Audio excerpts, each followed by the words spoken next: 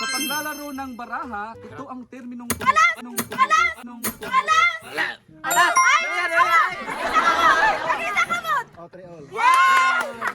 Next, kwento mula sa matagal na panahon na may aral. Alamat! Our content for today is quiz letter A Tagalog part 3. So it's boys and it's girls. Ilagay mo dito. Sige, the winning team will receive 4,000 pesos. First question.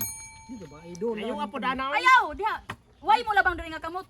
Na, para fair. Ito ay nagpapakita ng mataas na antas ng enerhiya o madalas nakikilahok sa mga gawain o kaganapan. Oh, sige, five.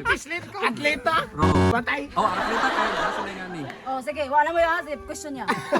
Uy, question Nagpapakita ng mataas na antas ng enerhiya at madalas nakikilahok sa mga gawain o kaganapan. 5. Agresibo. Aktibo.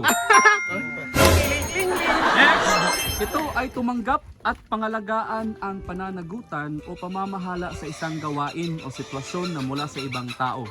Tumanggap at pangalagaan ang pananagutan o pamamahala sa isang gawain o sitwasyon na mula sa ibang tao. 5, Present mo ko na present. 3, Angkin. Nin. Angkinin. other word, 5, I- 4, Angkininin! 3, Angkin. 5, 4, other word na to, 3, Angkin. 2, 1. Dire.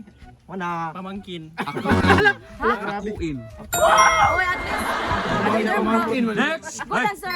umakyat o magpatungo sa itaas gamit ang paa, kamay o anumang pantulong. Akyat. Correct. Akyatin. Correct. Pindutan lagi diha. Next, Sila na, score. 1-0. Oh. Inuming nakakalasing na nawawala sa isang uri ng maliit na hipon na karaniwan. 5, 3, 2, 1. Time's up. Time's up. Gusto niya? Isang uri ng maliit na hipon na karaniwang ginagamit sa paggawa ng bagoong at iba pang pampalasa. 5, Alamang. correct. Wala yan! Ulo! Magamos din ang Hipon. alam Yung hipon na lang naman yun. Next! Ito ay tuklasin at unawain ang mga impormasyon o katotohanan tungkol sa isang bagay, paksa o usapin. Ito ay tumutukoy sa pagtuklas o pag-unawa sa mga impormasyon o katotohanan tungkol sa isang bagay o paksa. Alamin. Correct.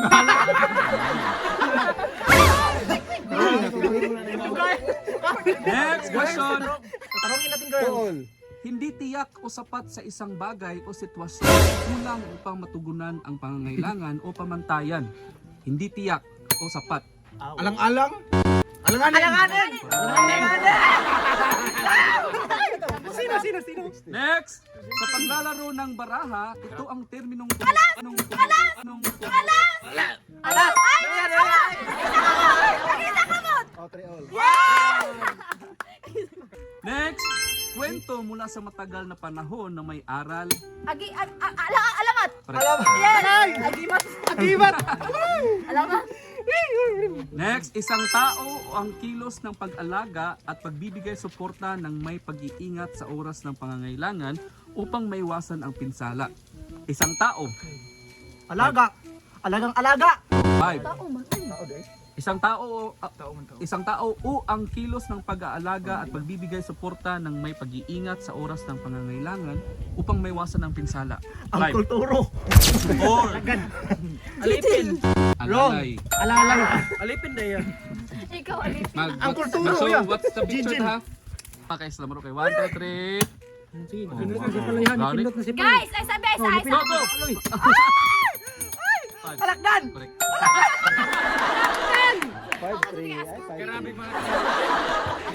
Isang piraso ng malikhaing pagsulat o sining na nilikha ng isang manunulat. 5. Aklat. Correct. Next, ito ay hayop, nilalang o taong binibigyan ng atensyon,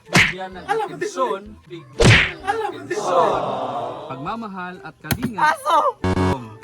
Ay, sa wala naman na mo. Ito ay hayop. Hayop. Asaya, balik ka rin. Hayop ko raw. Hayop, nilalang o taong binibigyan ng atensyon, pagmamahal at kalinga sa tahanan bilang miyembro ng pamilya o kaibigan. Alaga. Correct. Alaga.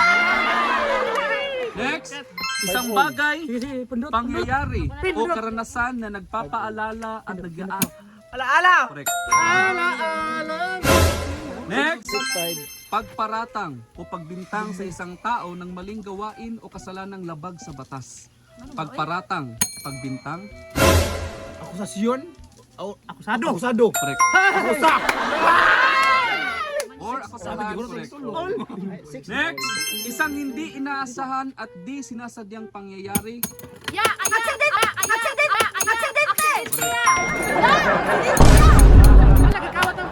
Next, ito ay nangangahulugang tama at naaayon sa sitwasyon.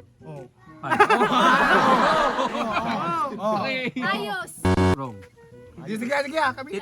Ito ay nangangahulugang tama at naaayon sa sitwasyon, bagay at angkop sa pangangailangan. Naayon sa sitwasyon, Five. bagay o angkop, other term. 5, 4, 3, 2, 4, 3, 2, 1. Angkop. Angkop. akma. Next, Sura ba sana? isang pagkilos, pag-alsa o pagrebelde ng grupong tutol sa namumuno o sistema na may layuning baguhin ang pamamalakad o kalagayan. Pag-aalsa ka na mag-rally, other term ano nila? Alsa balutan. Layas mo na. Asosasyon. Class. Class. Sige, sorry ha.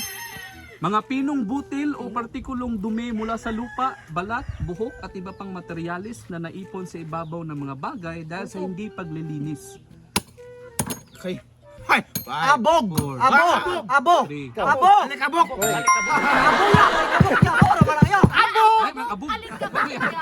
Next, ang pagpaparamdam ng kawalan ng halaga o pagiging mababa sa isang tao sa pamamagitan ng pangungutya o pangmamaliit, karaniwang ipinapahayag sa salita o kilos. Ang pagpaparamdam, kasagara kaya maka-experience na kaya ng mga nagtrabaho sa balay, mga panimalay, No disable? mga maid. Abuso! Wala balik ya. Ang pagpaparamdam ng kawalan ng halaga o pagiging mababa sa isang tao sa pamamagitan ng pangungutya. Alipin.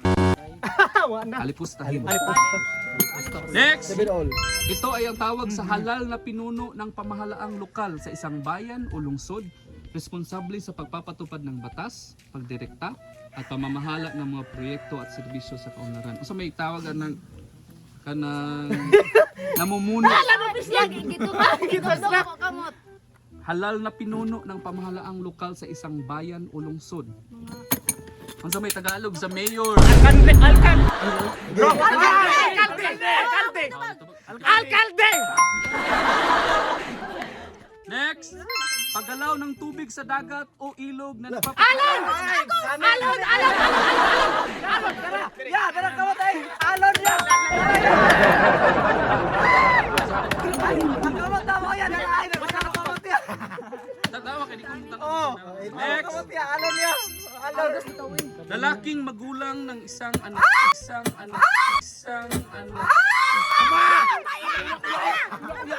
Awa ya!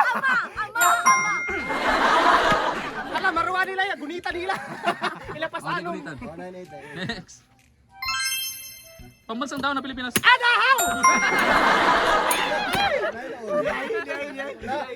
Next. Ito ay science in English. Agham!